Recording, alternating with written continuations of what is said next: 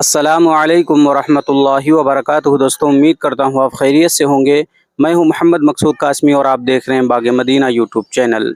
दोस्तों, आज जो ख़बर आ रही है वो ईद उल फित्र के चाँद के मुताल्लिक़ आ रही है, क्योंकि बहुत सारे हमारे मुसलमान भाई इस ख़बर का इंतज़ार कर रहे थे कि आखिर चाँद हुआ है या नहीं हुआ है और ईद उल फित्र हिंदुस्तान में कब मनाई जाएगी।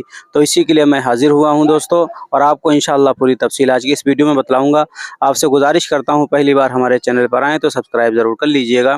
तो दोस्तों, आप हज़रात को ये बतलाना है कि मुख्तलिफ़ तंजीमों ने जो है ऐलान कर दिया है, लेटर पैड वगैरह जारी कर दिया है और इस बात को बता दिया है कि मुल्क के मुख्तलिफ़ जगहों पर, मुख्तलिफ़ हिस्सों पर जो है चाँद देखने का एहतमाम किया गया, लेकिन कहीं से भी चाँद देखने की इत्तला नहीं मिली है।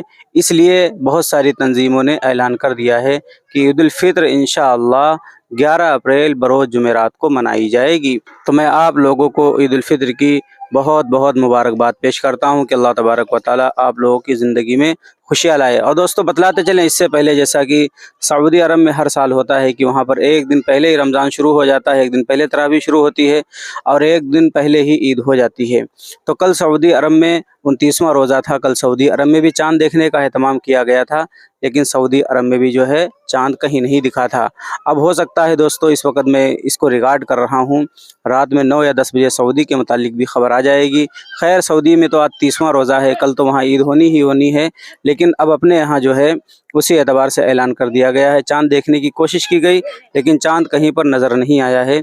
इसलिए यह ऐलान किया गया है कि 11 अप्रैल बरोज़ जुमेरात को इंशाअल्लाह पूरे हिंदुस्तान में ईद उल फित्र मनाई जाएगी। दोस्तों, उम्मीद करता हूँ पूरी खबर आपको अच्छी तरीके से समझ में आ गई होगी। अब आपसे गुजारिश है, इस वीडियो को ज़्यादा से ज़्यादा मुसलमान भाइयों तक शेयर करें, ताकि उन्हें जल्द से जल्द पता हो जाए कि ईद उल फित्र जो है कल नहीं बल्कि परसों होनी है और आज चाँद नज़र नहीं आया है।